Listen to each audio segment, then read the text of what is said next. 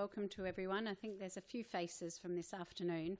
My name's Fiona Goldblatt and I'm a rheumatologist and have the honour and privilege to be the Medical Director for Arthritis SA at present and be part of the board and to play a role in advocacy for our patients with arthritis and also to help promote research and recognition of our researchers, as we'll hear a bit more about later on tonight. But it does give me great pleasure on this, the day after World Arthritis Day, to invite Professor Lorimer Mosely to speak to us tonight. Lorimer is the Director of Impact in Health at the University of South Australia and founder of the non-profit Pain Revolution, which hopefully he'll tell us about later on tonight. He is a physiotherapist, but he's also more now a pain scientist, a clinician, an educator. He's published over 300 research articles and a number of books. His contribution to the field of pain and pain management has recently been honoured as being made an Officer of the Order of Australia, which I didn't know, so congratulations, on his contribution to pain education, management and science communication. I think we're very privileged that he lives here in Adelaide and that we're going to be able to hear him speak tonight, so I'd like to welcome Lorimer.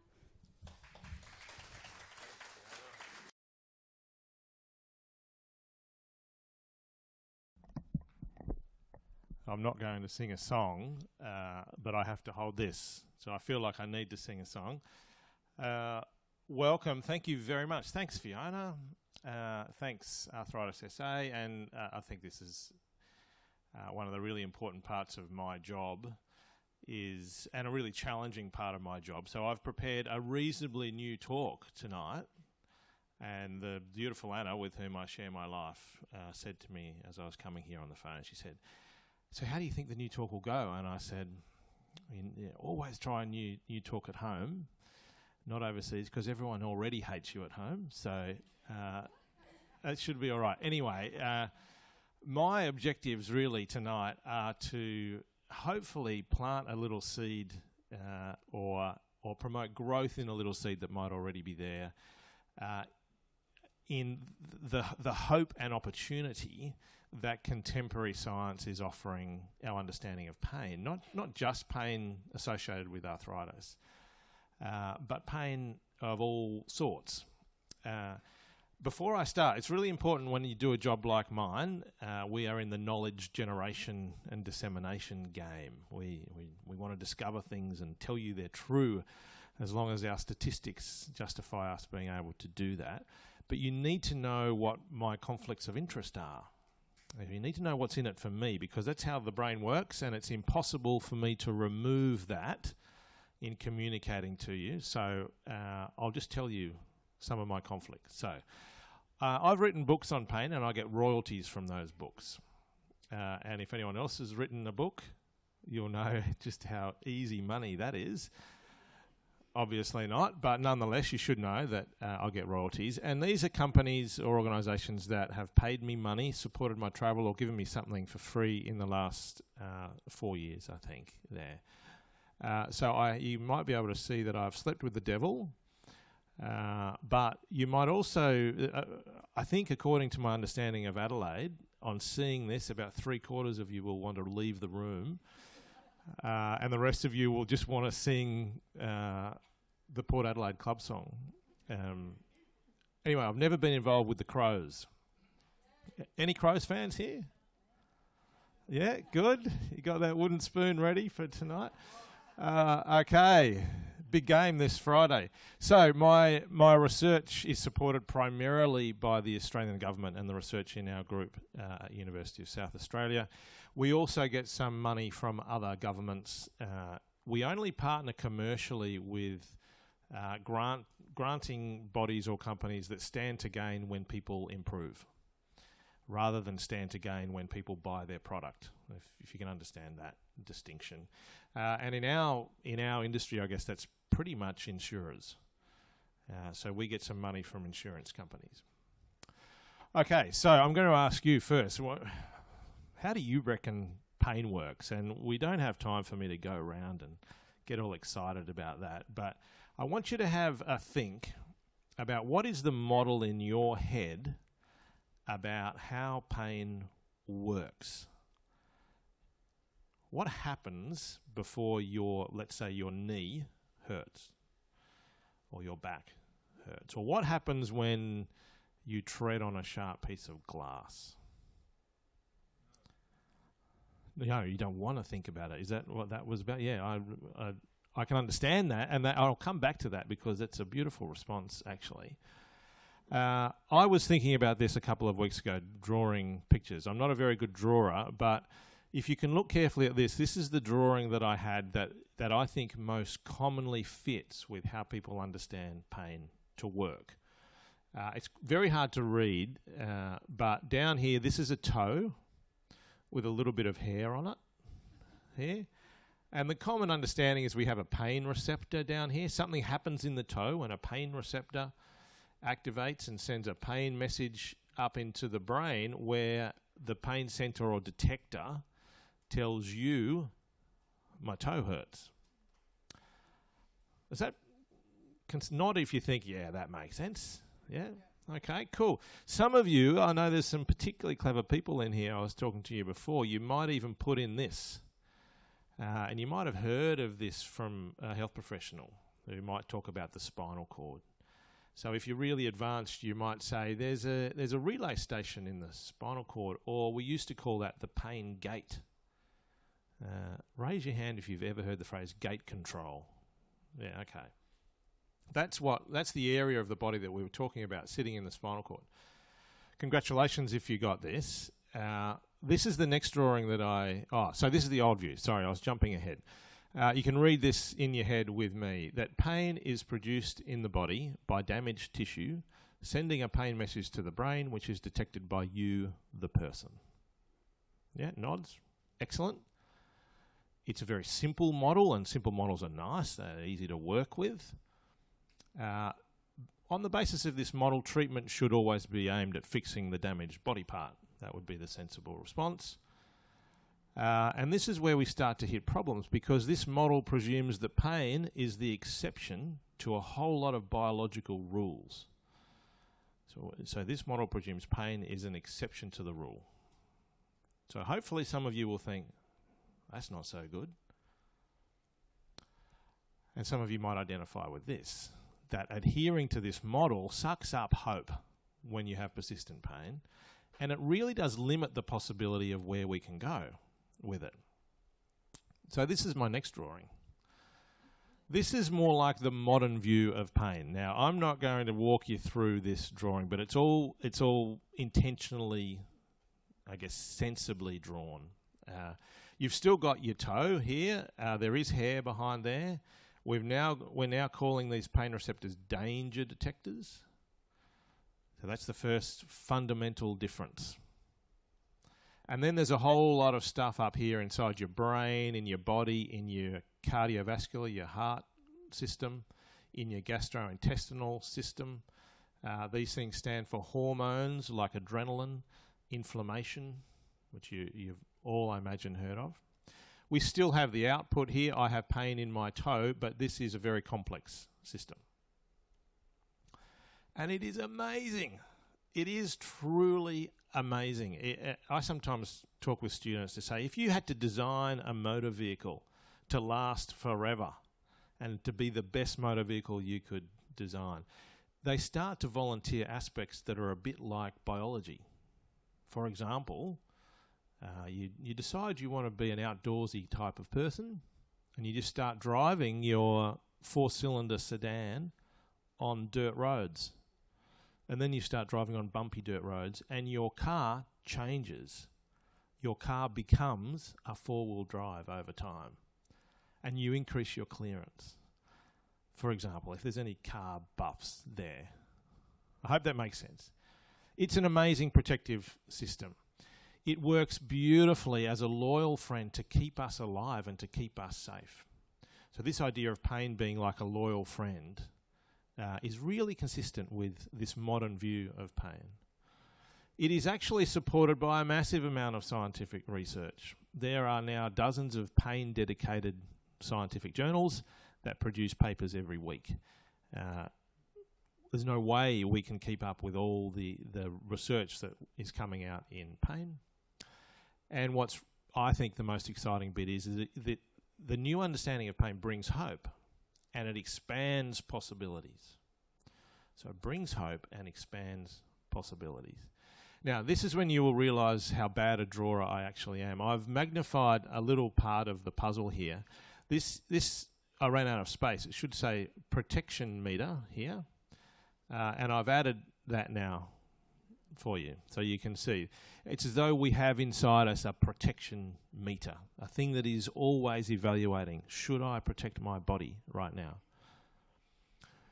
The protection meter has direct outputs into muscles, into a system that makes you inflamed, so your immune system, and into a system that does things to your cardiovascular and your blood distribution. And the most common or the most famous hormone is adrenaline. Raise your hand if so far you're comfortable with the idea of those three things protecting you. A few hands. Great. This is now a simplified version.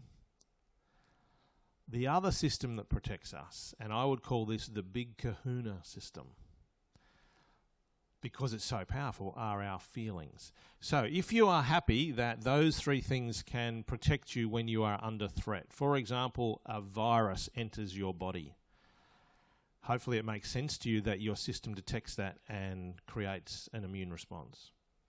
If I was to shout all of a sudden really loudly, and I'm not going to do that, but if it was a different audience, I might, you would probably get an increase in your heart rate, and you would sweat on your palms, and your face might go white. That's all the effects of adrenaline. You might also do that. You activate muscles. And some of you, if I kept going and I was clearly angry, might start to feel frightened. You might start to feel worried.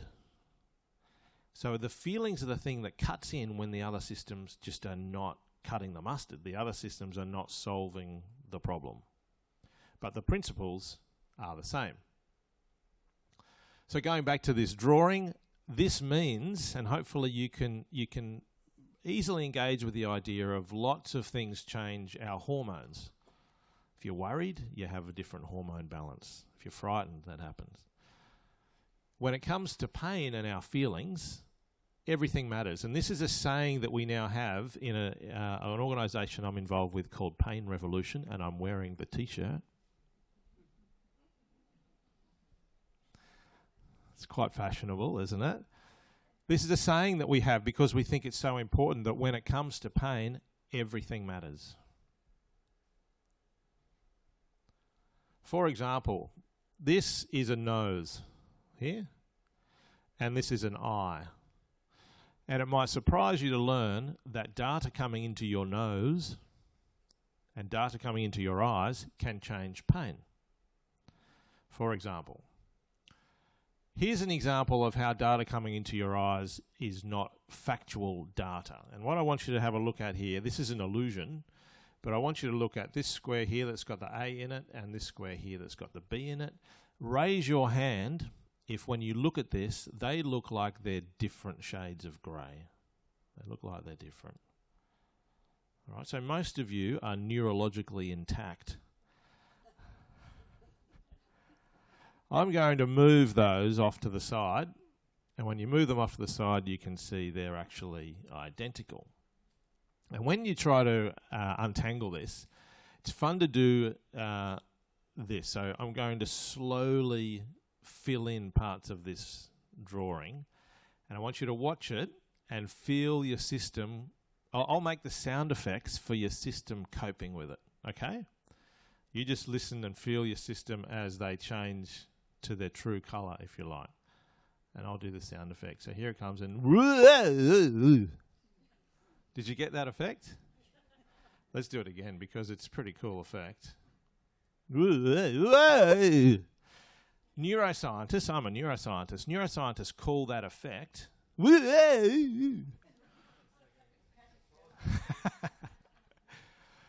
let's take that into pain. So this is an experiment I was involved with a long time ago. We got healthy, normal people from the community, and we said, we're going to put a thermode on the back of your hand and tell us what you feel. And there were a few questions associated with that. What we also did, every single time, the stimulus was very cold, minus 20 degrees centigrade, Celsius. But we paired half of the stimuli with a red light. Just a red visual cue came on as the stimulus touched their hand. Have you pictured it? Yeah. The other half of them, we did everything exactly the same, but there's a blue light this time. It comes on. Red lights mean things to us. They usually mean hot. They might mean danger. Blue lights usually mean cold. We asked them a lot of questions, but this is the question that is the most interesting one. And that is, how much did that hurt? How much did that stimulus hurt? And hopefully you can see that when we show them the red light, exactly the same stimulus, always the same stimulus, hurts more if the brain has a red light piece of information than if the brain has a blue light piece of information. So all of these here are individual people in the experiment. And you can see this person here at the very bottom on the left, and this person here, second from the top on the right. Those people are idiots because their brain doesn't seem to use the data when it's deciding how much it should protect itself. I have been asked many times, are they colourblind, those people? And we don't know. I guess that's a chance. Officially, though, I think they're idiots. They're just not picking up on that data. But we also see someone like this. If you take one of those top ones here, that's pain, excruciating pain of 9.5 out of 10. That's horrible, right? Exactly the same thing at the hand. If you follow those cues down, with a blue light, is giving them maybe 2.5 or 2 out of 10. So in some individuals, those other data are really changing pain. And I want you to plant in the back of your own heads now questions like, what other data might be changing my pain? Just plant that question in your head. It's not just vision. So I really like these studies because of one of the ways they describe the stimuli they use. So these people looked at a withdrawal reflex. Now, withdrawal reflex is the most famous one is when you put your hand on the stovetop and you quickly pull it off. That's a protective reflex. These people did an experimental version of that with electrodes, but they gave people odours to sniff at the same time. So they actually squirted odours up their nostrils, and they measured how big is the withdrawal reflex. Now, basal just means there's no odour in the nostrils. Pleasant means it's a pleasant odour in the nostrils. It's like me next to them. A neutral odour, this is neither pleasant nor unpleasant. And then the really interesting finding was when they used what they called fart spray, which I thought was quite courageous, published in a scientific article. But in the presence of fart spray, exactly the same stimulus causes a bigger protective response. What could odour have to do with the threat to the foot in that situation? Well, studies like this remind us that when it comes to pain, everything matters. Everything can potentially change pain. This is because pain is all about protecting body tissues. It's all about protecting body tissues. In professional violinists, they have lower pain thresholds and more pain to the same stimulus on their left hand than they do on their right hand. Anyone want to? Perfect. What's your name? Julie. Julie's winning the award for the cleverest person here at the moment. The strings. Did you? Yeah. Okay. And on the left side, you play, you need every single finger working perfectly. On the right-hand side, it's less important. You could take a finger off and still move the bow. The stimulus is no different. The message from the body is no different. So just now tweak that question inside your own head. What could be influencing my pain? And we now think in science that anything that takes up the need to protect takes pain up, and anything that takes down the perceived need to protect takes pain down. We talk about these things. Now, this is where I have a disclaimer in this outstanding book here written by me and someone else. I get royalties if you buy this. In fact, if you all bought one of these, I'd be able to get another cup of coffee tomorrow, which would be great. We talk about these things as DIMS, which stands for any evidence of danger in me. Any evidence of danger in me will take the protection meter up, so closer to pain or more pain. Any evidence of safety in me will take it in the other direction. And it's conveniently DIMS and SIMS. And people start to think about dim-sim therapy, right, which make sure you're doing the right one, because otherwise there's obvious health impacts of just eating a lot of dim-sims. We could do this experiment where you squeeze your own finger, and if we did it really properly, you'd have your finger being squeezed in a special finger squeezer, where you wind up the pressure and you get a clear readout of what is the mechanical pressure on your finger right now. And let's say you squeezed it to pain of, let's say, 3 out of 10 here. And then you stopped, and then we got a researcher in the lab to do exactly the same thing with exactly the same pressure. It would hurt just a little bit more. Sorry, if you got a friend doing it, it would be just a little bit more. If you got a researcher doing it, it would just be a little bit more again. The difference here is not the finger squeeze. The difference here is the risk. So we can think about pain as a risk judgment. So now you can ask yourself in the back of your head, what am I considering when I evaluate risk to my knee, for example, or to my back, or to my neck, to my hands? This is why pain and injury have a variable relationship. Now, I'm hoping I can turn that off because I want to tell you a story.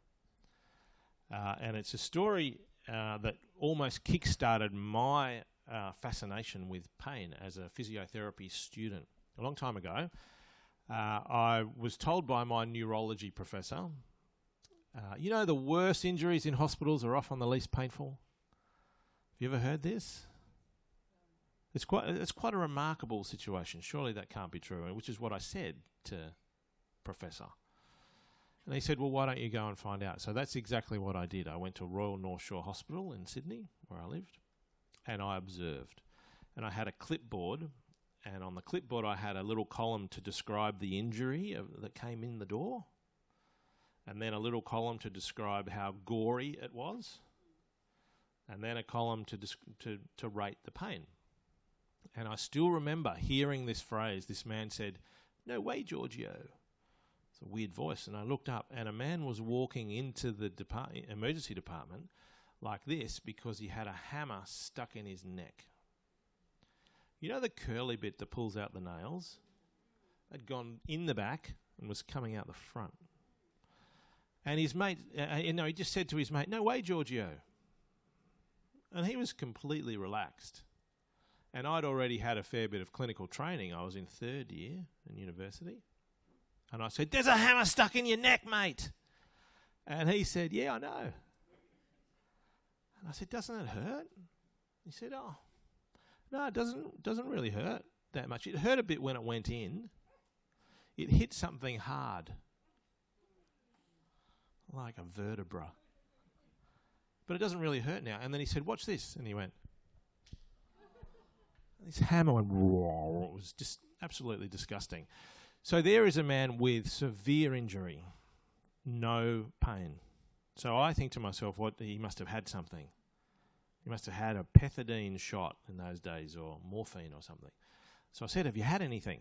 And he confessed. He said, yes, I have. I was quite hungry on the way here, so I stopped for an egg and bacon roll. Imagine working in the cafe. So he hasn't had any drugs. So then I think to myself, well, maybe you're just a complete moron. Maybe your brain can't work properly. And then he said, I've got this great joke.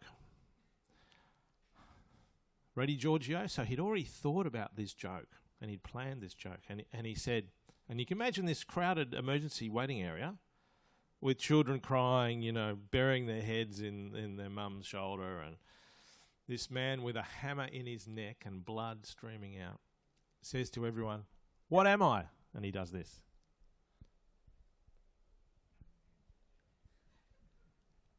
And he stood up, and I said, you are a nutter.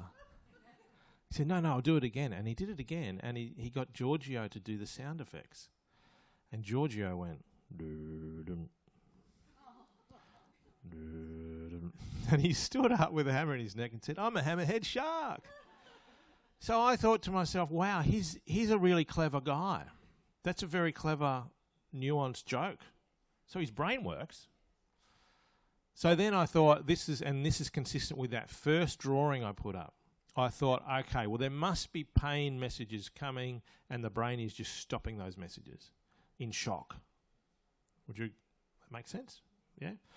Well, if that's the case, how do you explain what happened next, which is when he turned around and he hit his knee on a little coffee table, and he's got a hammer in his neck, and he went, he's jumping up and down with a sore knee.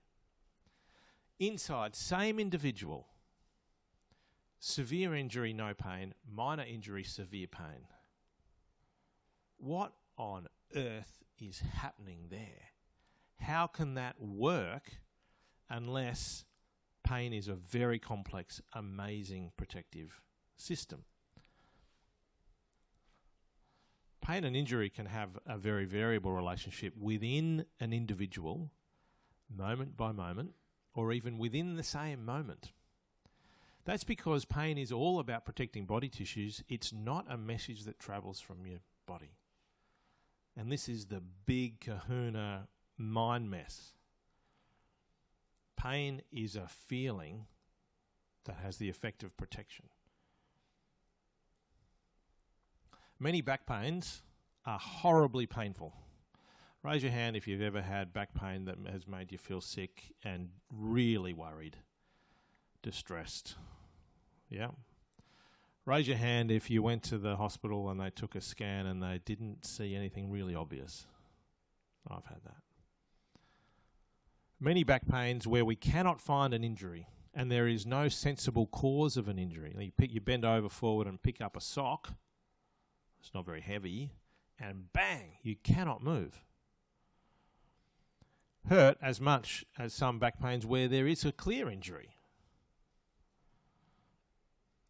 But if you follow this line of pain levels related to injury level, to get an injury that is pain-free down here, it has to be a catastrophic injury.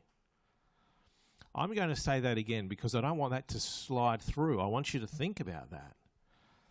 To have an injury that is completely pain-free, it really has to be catastrophic, life-threatening injury. And just imagine that scenario. And most of you can probably imagine a scenario where your arm's ripped off in battle, or you've had a severe car accident, you've got multiple fractures, and your child's in the passenger seat. Would your brain choose to protect you in that situation or your child? Your child. So why would the brain make pain? So can you see this different way of thinking? Totally different way of thinking about pain. Pain is always providing a protective buffer. In science, we think there is no exception to this. That pain is always providing a protective buffer to keep you safe. And that buffer is always changing. I want you to think about this in a slightly different way with this experiment.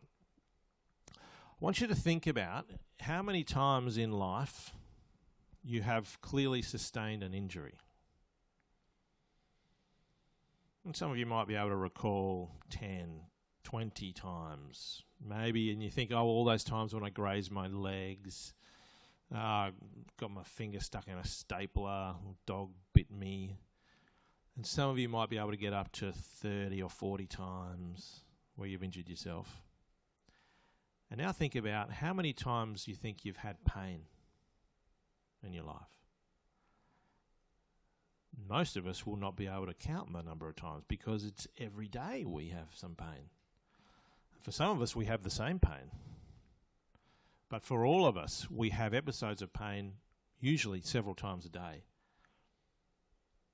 But only out of all those thousands and thousands of pain experiences, only 30 or 40, if you like, I'm making up the numbers for the point, have we had an injury. And pain is the thing that usually stops the injury. That's how it works. It's protective. It's always providing a protective buffer. And that buffer is always changing, and one of the reasons that it changes is because of the balance of our DIMS and SIMS at any one time. Moment to moment, pain changes. But gradually over time, pain changes in a different way. Gradually over time, the sensitivity of your protection setting increases. Gradually over time, this loyal friend that was keeping you safe becomes a brutal beast that stops you from living. That stops you doing the very things your body and mind and person needs to do to have the life that you want. So in this sort of situation, this gradual change over time, that's the problem. Does that make sense? And all of those DIMS and SIMS will have bigger effects. So if we took someone who had had, let's say, hand pain for 20 years, and we did that red-blue light experiment, we would predict that the red light, they would go through the roof, and the blue light less so, because the same other piece of data has a way bigger effect now. The system becomes more sensitive. And in reality, you can't stop changing. You're changing right now. In fact, the whole point of tonight is change. The whole point of what I'm doing now is to try and change your brain with different information. If you want to become a better piano player, you're not allowed to answer, Julie. What would you do? Great. Well done. Did you say something then? Phew. I was about to send you up to the... If you want to become stronger, what might you do? Exercise. Great. If you want to become better at Sudoku, what would you do? Do Sudoku. If you want to become a really fast knitter, what do you do? A crocheter. There must be a word, right? Crocketeer. If you want to become a great crocketeer, what do? You crochet. I remember reading an experiment a long time ago where university students, because they participated in experiments, because they think they'll get better marks, did an experiment where they had a rubber band on their finger and they took scans of their finger. And I think it was in about 3 weeks of an hour a day of doing this rubber band, the structure of their bones in their fingers had changed. How cool is that? I had a cuppa today with a good friend who had a knee replacement 20 years ago. And the knee is stuck into his shin bone, and all the weight is being held at the bottom of the pin. Right? And you look at his x-rays, and the bone at the bottom of the pin is just fantastic. Solid, hard, thick bone. And where there is no weight, the bone has gone. The body is always changing. Don't put load on your tissues, then your tissues change to not carry load. Put a lot of load on your tissues, then your tissues get stronger to carry load. Use your brain a lot, it gets better at working. You can't stop change. The challenge that we now have in rehabilitation in the pain world is that there are two drivers of change. One is for your protective buffer to get bigger and bigger, and then you stop doing things, and then your body gets slowly weaker and weaker. But the other is to say, well, what if we pushed the change in the other direction? How do we do that? And that's been the target of our research for I guess, the last 10 or 15 years. You can't stop changing. Learning in your pain system often gets us into the mess of persistent pain problems, but learning can get you out again. We now know that it is possible to retrain the beast, but there is a caveat here, a really important caveat that in a way we wish was different. There's no doubt that this pain science revolution offers hope. In my view, there's no doubt on that at all. Outstanding outcomes, including recovery, are possible. Now, I'm definitely not saying that everyone with persistent pain will recover and be pain-free. I'm definitely not saying that. But everyone with persistent pain can change their system to be less protective. But there's a catch. That it takes time. We haven't discovered a way that this system can change without being trained back again, without slowly, gradually reversing some of those changes. So what do we do about it? Well, we think, based on a lot of scientific inquiry, that there's 3 steps to having a better life with pain and to moving towards a life with less pain. First is to understand your amazing pain system, because your amazing pain system is different from everyone else's. Your DIMS and SIMS are different from everyone else's. The sensitivity of your protection meter will be unique to you. Your world is unique to you. So it takes some time to understand your amazing pain system. Rethink pain is the first of the slogan for Pain Revolution. The slogan starts with rethink pain. And then once you're starting to understand pain as a protective buffer, not as a marker of tissue damage, and that's not an easy transition to make. So don't expect that you'll go home tonight, oh yeah, I understand pain now, great. But what I do hope is that you'll go home and think, I think I can understand pain a bit better than I do, and seek resources. Once you've rethought it, re-engage with your whole system to try and retrain this pain system to be less protective again, gradually over time. And that's a challenge. So this is the thing that we're in at the moment from a research perspective. How can we make that journey more accessible to more people? And I think we're at the beginning of that in research terms. I think we've got a long way to go. But we are having wins now, which is really good. Understanding. So seek everything you can to understand, to plan your next week, if you like, and stick to your plan, regardless of what your pain does. Now, if your pain goes through the roof and you can't tolerate it, then have a strategy that you work out with your health professional. What do I do when that happens? And in a moment, I'm going to reenact a flare-up for you in a modern understanding of pain.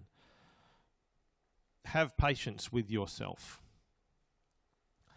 because this system has adapted in what the brain and the nervous system sees as a life or death situation. So to retrain it will take time. Little steps. Be patient, but be persistent, because all of the data that are coming out are saying it changes. Stick at it, it changes. Keep going. Don't try and beat pain, because you are making it. You're not going to beat it. Try and massage it. I'm not saying massage conventional sense. Try and retrain your pain system slowly over time. You're going to need courage for that sort of journey. But I haven't met someone with persistent pain who doesn't have a lot of courage. You sort of have to have courage to have it. And you might need a good coach. And there are health professionals who can act as good coaches. And one of the pushes that I'm involved with internationally is to, when it comes to musculoskeletal pain, to get out of this idea of treat people with pain and into the idea of coach people with pain to master their situation. And that is also, for us clinicians, a really large step. The third thing is motion is lotion. Movement is amazing. Movement does a lot of things. And I'm not saying you have to sit there and do a particular movement, but the structures of our body need loading. Otherwise, they just adapt to that load-free situation. Like when astronauts used to come back from space, where there was no gravity, and they would break their legs when they trod on the tarmac, because your system adapts to not moving. And what does moving do? Well, we call this active things, right? So active can be anything that you're doing. It can even be brain exercise, although that doesn't change your muscles all that much. But crocheting, every great crocketeer knows, crocheting is active. Someone else crocheting you something is passive, and them giving it to you is passive. Active things gradually suppress the pain system. Just think through that. Movement is anti-pain. It reduces pain. It's a sim. Passive doesn't. Someone else moving you doesn't have the same effect. Active things protect you against other problems. So having persistent pain elevates your risk for a whole lot of problems that we don't want. Removing that risk or reducing that risk, the best way to do that is through active things. Active makes your tissues healthier and stronger and relevant particularly to arthritis. Active makes cartilage, bone and muscle cells grow right up to your last breath. Some of the most amazing literature that Tasha and Felicity and others have put my way has blown me away, that we can make cartilage right up to our last breath. That should just be so inspiring, I think. Anyway, it's not easy, but it's my understanding, but these guys can probably tell you more about that. And the survey says, so when we try and think, okay, so who really thinks this message? Who endorses this message that I'm giving you right now? And before I tell you the answer to that, I'm going to reenact the buffer. So the old way of understanding pain, and I'm not allowed to go out of this little zone here, I normally would, but the old way of understanding pain, I'm going to reenact it, right? So if you imagine that the load you're putting on the tissues of your body is coming this way, and if that load reaches this wall, you have an injury. Is that okay? Does that metaphor nod if you understand? Shake your head if you don't understand the metaphor. Cool. Okay, so the old way of understanding pain is that pain would be next to this wall or maybe on the other side, and when the wall was penetrated, I'd say, pain! Ow! That was the old way. Does that make sense? The new way, the modern understanding of pain, says that pain, stands in front of the wall. So the load comes and I say, no, pain. And we don't reach injury. Does that?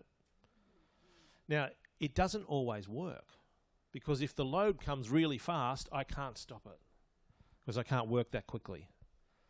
And many of you will have had that experience, like grazing your knee, like having a car accident, like picking up a box that you expected to be a lot lighter than it was, for example. The other time I don't work is when you're really distracted, when something else is just way more important. Nod your head if you've ever been absorbed in a great movie and the movie's finished and you've gone to stand up and you think you've blown something up. Now, pain didn't stop that scenario happening because there was something more important. And we see a lot of scenarios with people in pain where a physical condition is masked while they have a really serious job at work that's really important, or their husband's going through a life-changing experience, or their child's getting bullied, and their system doesn't produce pain to protect them because there are other more important things. Pain is otherwise always here keeping them safe. And where pain stands fluctuates moment to moment. Red light, pain stands out here, so that you can't get as close to injury. Blue light, the pain system relaxes a bit. Oh, maybe things are not as dangerous. Let's now imagine back pain. Back pain hangs around. The longer it hangs around, the pain buffer is just doing this, slowly over time. It's just getting further and further from injury. So you're actually getting safer and safer. The problem is that those tissues are not getting any load anymore, and they need load. So what happens in a flare-up? Raise your hand if you've ever had a flare-up in your pain. We used to think flare-ups were when the wall got penetrated and the pain system said, "Oh, you idiot, this is what you've done." We now realise that flare-ups are nearly always this scenario, where you're getting closer, and often your buffer is already big, and pain says, no, stop! That's a flare-up. And the wall is safe, because the flare-up was the thing that your system needed to stop you. And in our research, we've identified that when people in pain understand flare-ups like that, they lose all their oomph. They lose their power. They last less long, they're less intense, and importantly, they don't drive people to go down to their doctor and say, something's blown up in my back, and they're in for surgery that they didn't need. Another spiral. So, to finish up, the survey says, so who agrees that this is the best way to tackle persistent pain? And this is an example of bodies around the world that officially endorse in their guidelines for care this sort of approach, if you like. And the point of this slide is not to say, yeah, look at these ones, is to say any organisation that hangs its hat on science and evidence has moved away from that first drawing I gave you. The challenge that people like I have is to communicate that to people in pain and the people who are caring for them and living with them, because it really is a message of hope with possibility. Here's a couple of websites if you're into web things, but you can just remember the slogans. Pain Revolution has some things on it. If you typed into Google Pain Revolution, you'd see an emblem like this somewhere, and it's got resources. And this is a cartoon called Tame the Beast, which will also give you some links to go somewhere if you wanted to do that. That's it from me. I don't know what's meant to happen now, but that's me done. Are we meant to have questions? Questions, cool. I was looking for that. Questions, g'day. Hi, that buffer thing sounds a lot like the model for anxiety. Yeah. People with anxiety are trying to protect themselves, and so their comfort zone gets smaller and smaller. Yeah, perfect. Yeah, I remember talking about this quite a long time ago at a psychology conference. I'm not a psychologist. But someone put their hand up and said, so what you're, in an American accent, actually, I still remember him, what you're saying is you want people to expose to the threats but prevent the unwanted response. Anxiety management. So there are very similar principles, but one, I think, really important difference between pain and some of those other protective feelings like anxiety and fear is that pain is felt in your body, in a particular location. So it's very compelling that it's coming from that location. And we do have to have an understanding, well, what is the situation down there? But otherwise, yeah, no, I think your observation's astute. Yeah. Any other questions? Right up the back.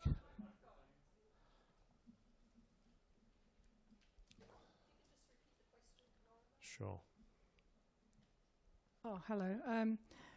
Yes, what happens if you basically understand all this, at least in your brain, and your back is still bloody? Yeah, I may be talking from experience there. This is a really common situation, and I'll come back to this idea of this system will take time, and sometimes that time is way longer than we hope for. the other consideration is that there are many, many DIMs, if you like, out there. Having knowledge and understanding, we know we can call those things SIMs. And we know that on average, when people understand, their pain reduces a lot. But in that group of people who understand, there are people for whom the effect is small or not there. And there are people for whom the effect is totally transformative and miraculous. And everyone will be somewhere in that bell curve. I guess I'd offer encouragement that any learning that we do about pain, we can't unlearn, so it will have been a good thing to do. And then it's often a case of planning the journey and taking a long journey, and I just wish it was quicker.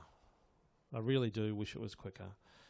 But we haven't nailed that bit yet.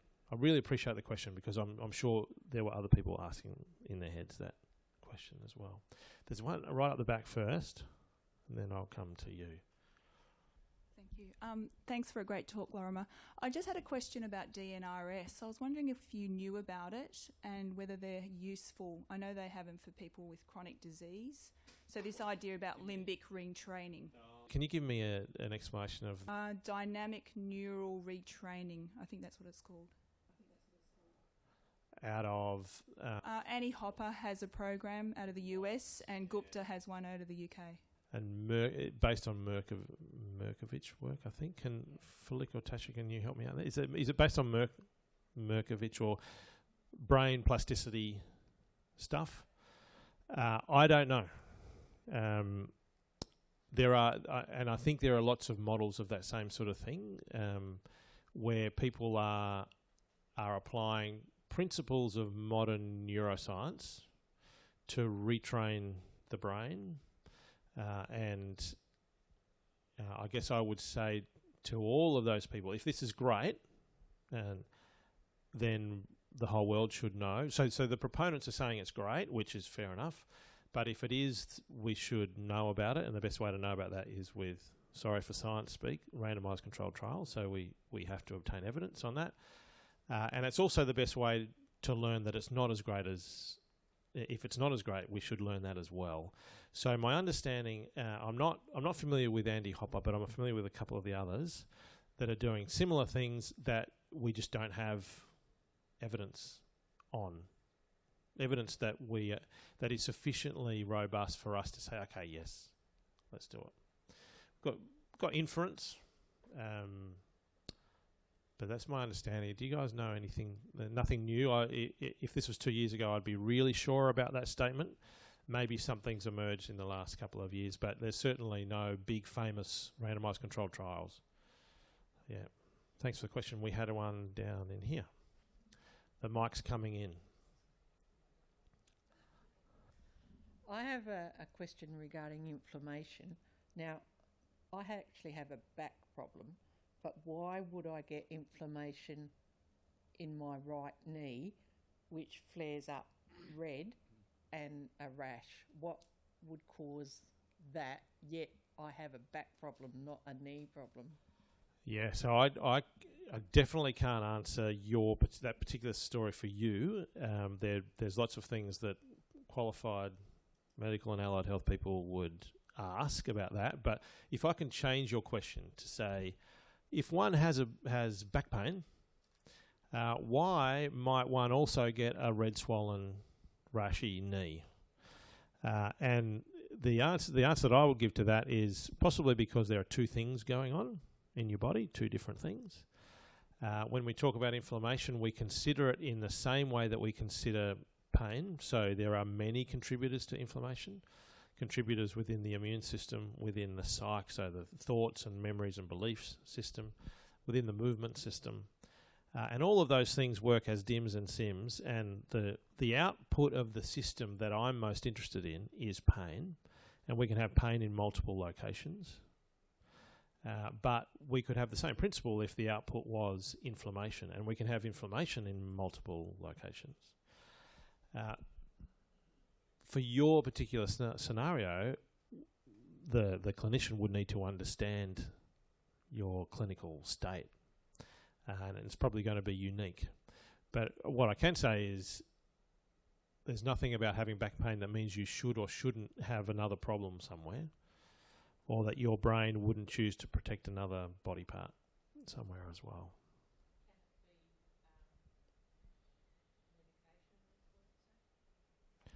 I don't know, and that's outside of my expertise, I'm sorry.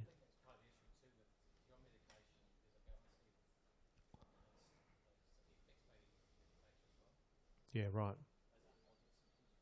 Yeah. It's a really, with regards to medication in the pain space, so it's really important to differentiate medications that are targeting a disease process or something like that. So the classic there would be medications for rheumatoid arthritis. And there's some amazing developments in that field, and I take some of those drugs and I'm stoked that they exist. And then there's another class of drug that is medication for pain relief. This is a bit different, and those medications don't work for persistent pain, with very few exceptions as a rule. And all of those organisations I put up there would say that drugs for pain relief, for persistent pain, are nowhere near the top of the list of things we should do. But it is different from drugs that are changing disease processes. Yeah.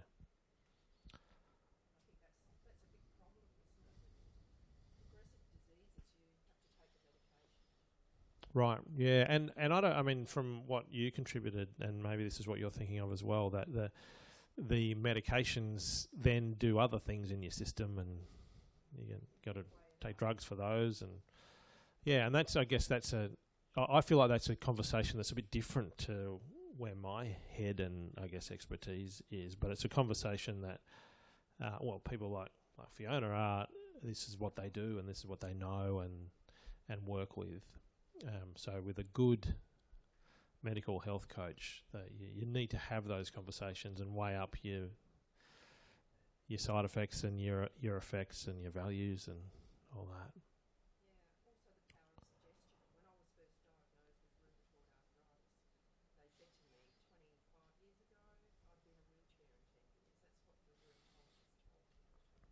And no wheels there. No. Yeah, this fellow that I had lunch with today, he said he's become used to walking into the specialist rooms and limping out because of what he's told when he's in there. Has a look at his X-ray and out he goes. Yeah. Please don't try this at home. I was thinking that afterwards. I thought, I hope no one thinks the solution is a hammer in the neck. That wasn't the point. Oh, I'll go back to I think it was your comment at the beginning when I said, think about pain. You said no. And I forgot to come back to that. But I thought that was a great example of the power of pain, that can even stop you even thinking about stuff. What an incredible protective system.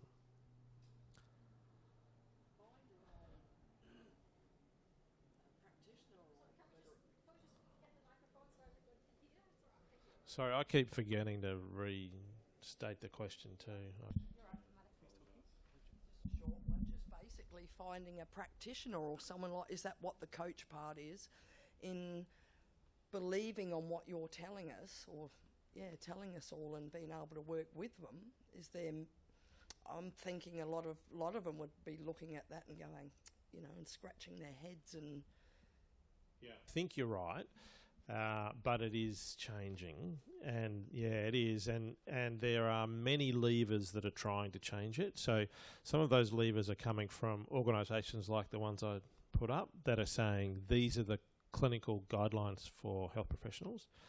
Unfortunately, I've got another slide that shows that clinical guidelines don't necessarily change care.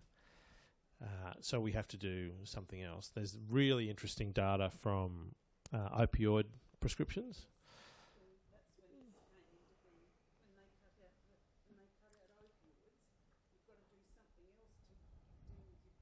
Yeah, so actually this is not when this came into being, it's when this came into practical possibility. Yeah, I mean, this has been around actually since before opioids.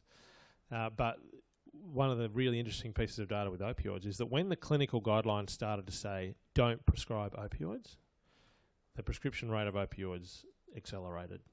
When the guidelines said stop operating on backs, the chance of getting back surgery elevated. In California, the second biggest predictor of whether you'll get a knee replacement, so the biggest predictor of whether you'll get a knee replacement is whether you have knee pain with arthritis. That's the biggest predictor. The second biggest predictor is how close you live to an orthopaedic surgeon. Isn't that amazing? Yeah, quite possibly. But to speak to your question, because I think it's a critical question, that there is no doubt that particularly allied health professionals are getting more and more access to this sort of level of understanding and this model of working. But we've got a long way to go until everyone you see will be like. And part of the challenges we have is that there are jurisdictions in Australia where health professionals can't get paid. There's no code system to get paid to teach people about this and resource consumers to recover. But they can get paid to do treatments that the evidence tells us don't work. So there's those sort of things we have to change as well. But what Pain Revolution is all about is empowering consumers with enough understanding to go to their health professional and say, what do you know about Pain Revolution? I want to be taught how to negotiate my way out of this, or I want you to teach me how I can have the best life I can possibly have with my own resource set. Those sort of questions, and they're different questions to, can you put something on me? Can you treat me? Can you fix this? Because the data now shows us it doesn't work like that. Please don't hear me saying there's not a need for all sorts of treatments at times. But definitely do hear me saying that the resources within us are way more than we've given credit for. And now that we're starting to embrace that and help consumers recruit their own resources, the outcomes are actually starting to get better. So I guess the first step in a practical way that I would say, or talk to your physio or your exercise physiologist or your GP and say, I went to this talk the other night by a guy called Moseley. What's he about? And get them to look it up. And it's not about me, but that might just be a way for you to remember it. And they will be able to quickly access resources. They're all out there. There are lots of resources now available for clinicians and also for consumers to shift their journey. Yeah. But that's our big challenge. Well, yeah, and this is an argument that's come back to, and maybe I'm reading between the lines, that one of the drivers of a really important driver of the sort of care that is delivered is money. There's no doubt about that, and it's a really complex problem that we have. But when I hear that from providers who say, well, I'm not going to do that because I'll stop having these clients that I can see 3 times a week for 5 years, and that's the mortgage. And I relate to that, right? I think, well, I've got a mortgage. But 1 in 5 Australians has a persistent pain problem. We're not going to run out of patients very quickly. And it's not like health professionals are no longer involved. They just become involved as coaches. Anyway, you can tell I get a bit fired up about some of that stuff. Anyway, I reckon we're on time.